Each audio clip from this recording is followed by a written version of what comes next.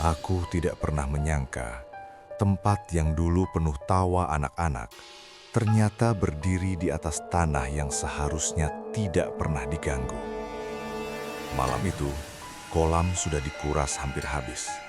Airnya tinggal beberapa sentimeter di bagian terdalam, dan lantai dasar yang basah memantulkan cahaya lampu sorot kecil yang kusat. Hening, sunyi. Tapi kemudian, aku mendengar sesuatu.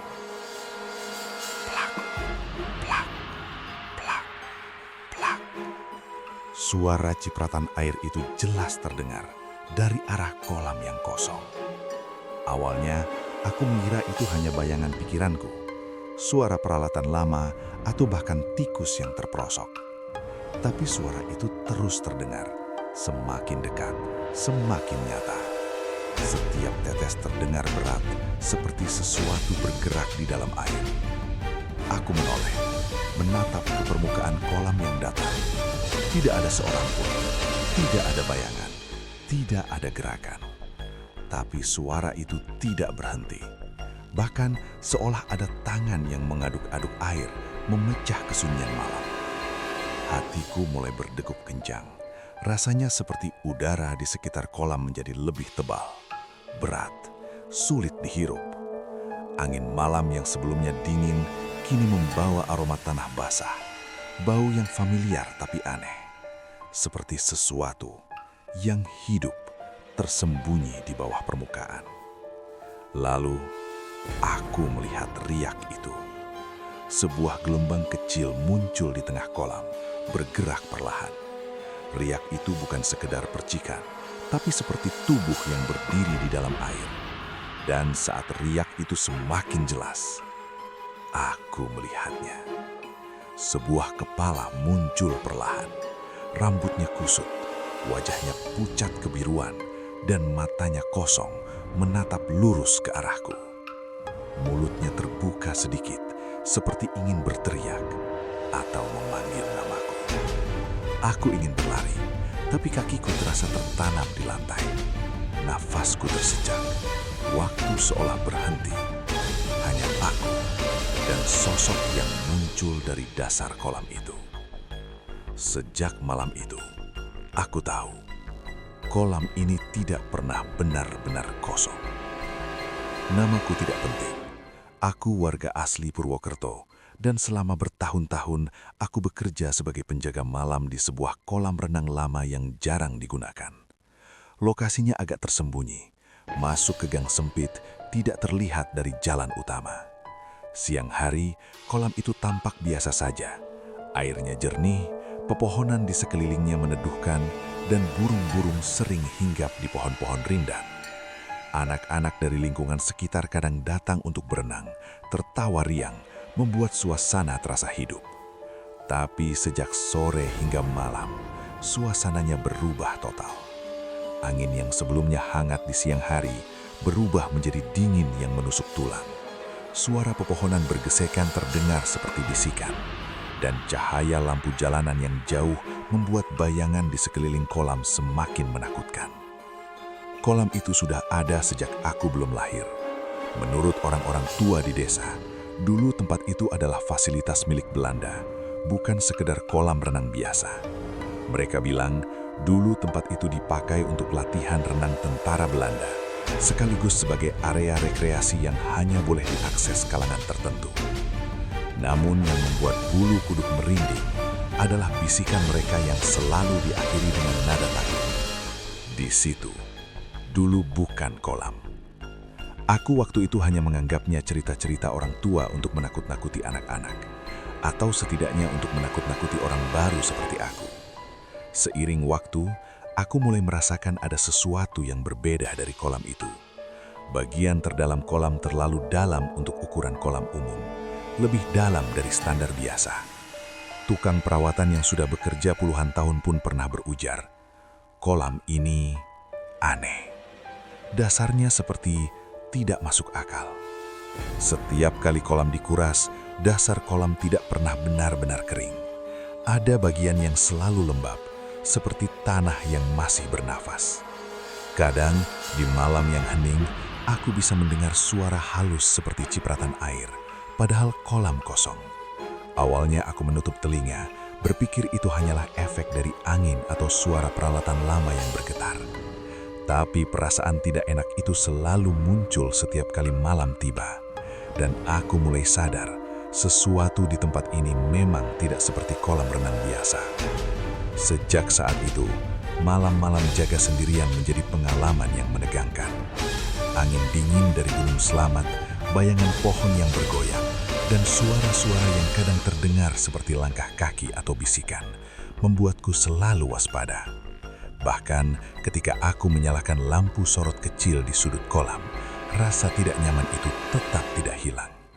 Rasanya kolam ini menunggu sesuatu. Kolam renang itu punya satu keanehan yang selalu membuatku gelisah. Bagian terdalamnya terlalu dalam, jauh lebih dalam daripada kolam renang biasa.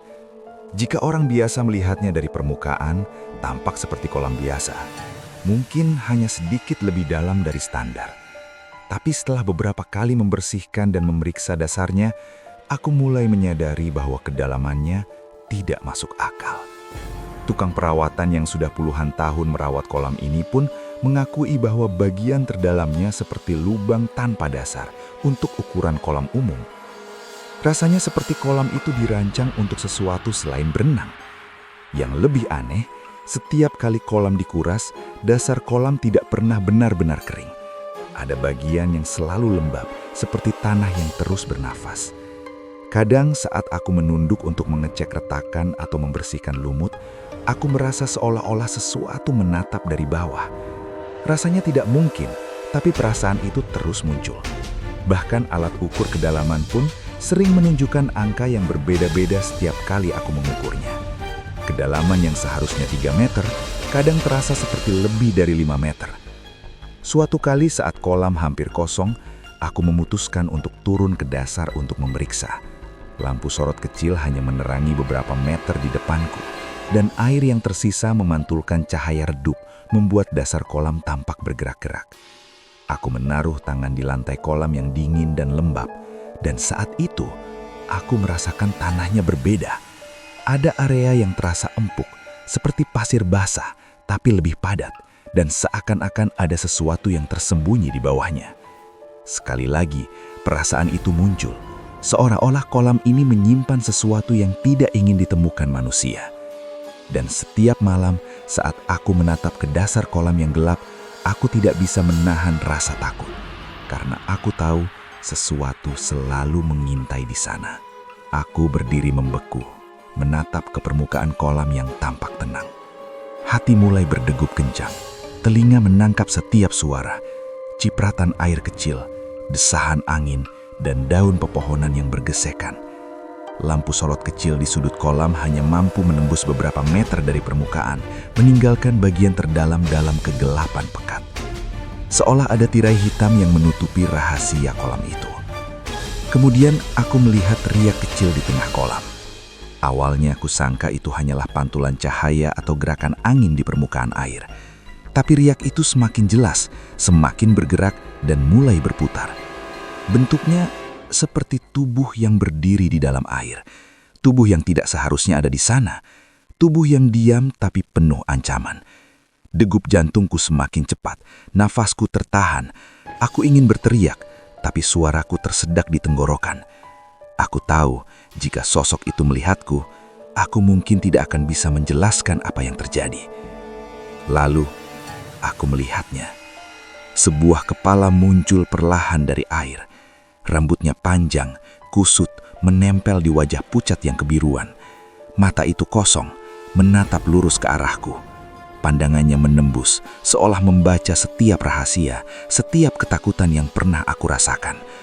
Mulutnya terbuka sedikit, bergerak seperti ingin berkata sesuatu, atau mungkin menjerit. Tapi tidak ada suara yang keluar, hanya hening yang menusuk bulang. Aku tidak bisa bergerak, kakiku terasa tertanam ke lantai, tubuhku membeku, dan seolah waktu berhenti. Sosok itu tetap diam, hanya kepala dan lehernya yang muncul, sementara tubuhnya tenggelam dalam kegelapan air. permukaan kolam kembali tenang, tapi hatiku tahu sosok itu masih di sana, mengintai, menunggu. Aku merasakan hawa dingin yang menusuk bulang. Udara di sekitar kolam terasa lebih tebal, berat, sulit dihirup. Suara angin yang biasanya menyenangkan kini terdengar seperti bisikan, berulang-ulang memanggil namaku dalam bahasa yang tidak aku mengerti. Setelah beberapa menit yang terasa seperti jam, kepala itu perlahan tenggelam kembali ke dasar kolam. Air kembali tenang, hanya tersisa riak kecil yang segera menghilang. Rasanya seperti tidak ada sesuatu yang terjadi, tapi aku tahu aku telah melihat sesuatu yang tidak seharusnya terlihat. Sesuatu yang hidup, sesuatu yang menolak dilupakan. Dan setiap malam saat aku menatap ke dasar kolam yang gelap, aku tidak bisa menahan rasa takut, karena aku tahu sesuatu selalu mengintai di sana.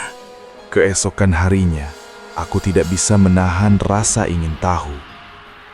Malam sebelumnya masih terasa seperti mimpi buruk yang hidup. Sosok itu, pandangan matanya yang kosong, dan riak air yang seolah menertawakan ketakutanku. Aku memutuskan untuk mencari jawaban, dan satu-satunya orang yang mungkin tahu adalah seorang warga tua yang tinggal tidak jauh dari kolam. Namanya Pak Roso, lelaki renta yang dikenal karena ingatannya yang tajam akan sejarah kota Purwokerto, terutama cerita-cerita lama dari zaman Belanda. Saat aku menceritakan kejadian malam itu, wajah Pak Roso langsung berubah pucat. Tangannya yang keriput menepuk dada beberapa kali, seolah menenangkan dirinya sendiri. Ia menarik napas panjang, lalu berkata dengan suara pelan tapi tegas, "Akhirnya, muncul juga." Aku menatapnya bingung. "Maksud Pak?" tanyaku. Pak Roso menunduk, matanya menerawang jauh ke masa lalu, seolah sedang melihat sesuatu yang tak kasat mata. Ia mulai bercerita, suaranya pelan tapi penuh makna. Dahulu, lokasi kolam ini bukanlah kolam renang. Tanah itu dulunya adalah kuburan tentara Belanda dan pekerja paksa yang meninggal karena penyakit, kelaparan, dan hukuman keras. Banyak yang dikubur cepat, tanpa nisan, tanpa doa, hanya ditimbun tanah begitu saja. Bahkan ada yang mengatakan, beberapa mayat tidak pernah ditemukan, hanya diangkat sesaat lalu dibuang di area yang sama. Ketika Jepang masuk ke Indonesia, tanah itu terbengkalai, kuburan lama tidak lagi dirawat, dan seiring waktu, orang-orang melupakan keberadaannya. Setelah Indonesia merdeka, tanah itu diratakan, dan kolam renang dibangun di atasnya. Tidak ada tanda peringatan, tidak ada penghormatan, hanya beton, air, dan pepohonan di sekitarnya. Pak Roso menatapku dengan serius. Tidak semua yang dikubur di sini mau dilupakan, katanya. Suaranya serak, seperti menyimpan ketakutan yang telah lama dipendam. Mereka yang meninggal di sini, mereka tetap tinggal. Tidak semua tenang, dan beberapa, entah kenapa, masih ingin dilihat, ingin diingat. Aku merinding. Segala yang kurasakan malam itu, riak air, kepala pucat yang muncul, dan rasa dingin yang menusuk, mendadak masuk akal. Kolam itu tidak hanya dibangun di atas tanah yang menyimpan sejarah, tapi juga di atas ketidakadilan dan penderitaan yang belum diselesaikan. Sejak saat itu, aku mulai memperhatikan hal-hal yang sebelumnya kuabaikan. Kadang terdengar peluit, seperti tentara berjalan di malam hari. Kadang terdengar bahasa asing, gerutu pelan dari arah kolam, seperti percakapan yang tak ingin ku dengar, tapi aku tidak bisa menutup telingaku. Puncaknya terjadi saat kolam kembali dikuras total untuk perbaikan. Malam itu, kolam benar-benar kosong, tidak ada air sama sekali. Lampu sorot yang biasa menemaniku di malam hari redup, meninggalkan sebagian dasar kolam dalam kegelapan. Angin malam yang dingin dari arah Gunung Slamet membuat seluruh tubuhku menggigil.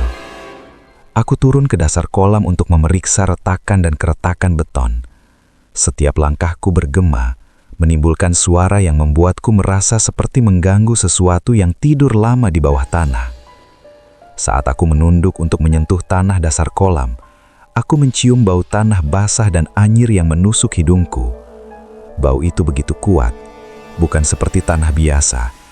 Bau kematian, lembab, dan berat, seolah ada sesuatu yang terkubur di bawahku ingin dikeluarkan.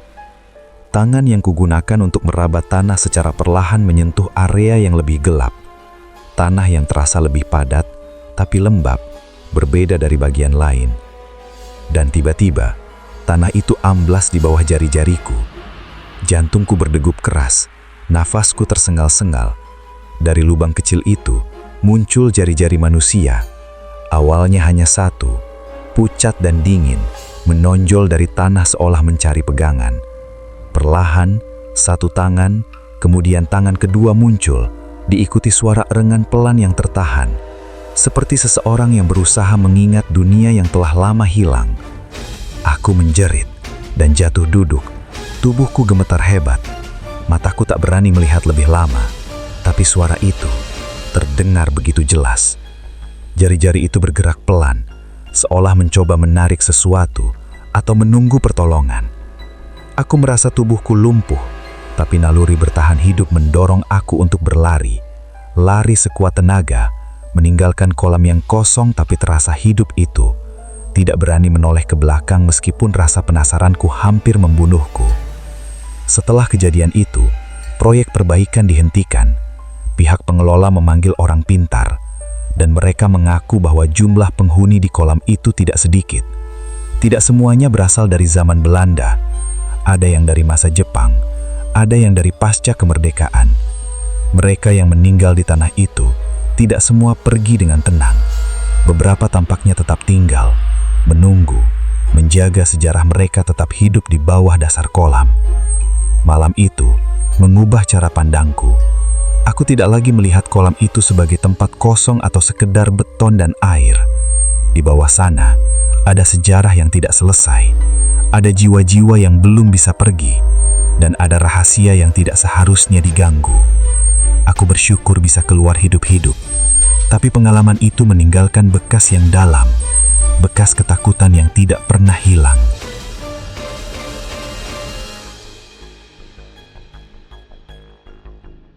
Setiap malam, aku masih sering mendengar suara air, meskipun kolam itu sudah ditutup dan dipagari.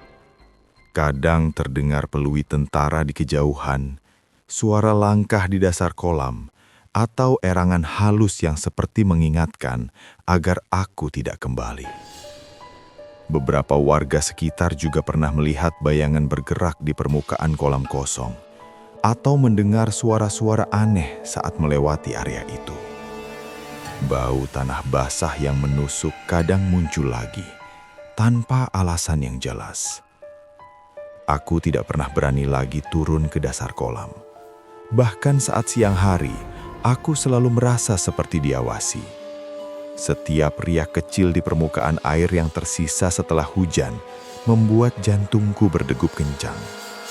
Rasanya mereka selalu ada, menunggu gerakan sekecil apapun dariku, menunggu agar sejarah mereka diingat. Sejak saat itu aku percaya bahwa beberapa tempat di dunia ini bukan sekadar tanah atau bangunan. Beberapa tempat menyimpan sejarah yang tidak selesai, jiwa yang belum bisa pergi, dan rahasia yang tidak boleh diganggu. Kolam itu adalah satu dari sekian banyak tempat seperti itu. Mereka tidak pernah pergi. Mereka menunggu, dan mereka selalu hadir meskipun tidak terlihat mata biasa. Kolam yang dulu terlihat biasa, kini menjadi pengingat bahwa tidak semua yang terlihat aman benar-benar aman.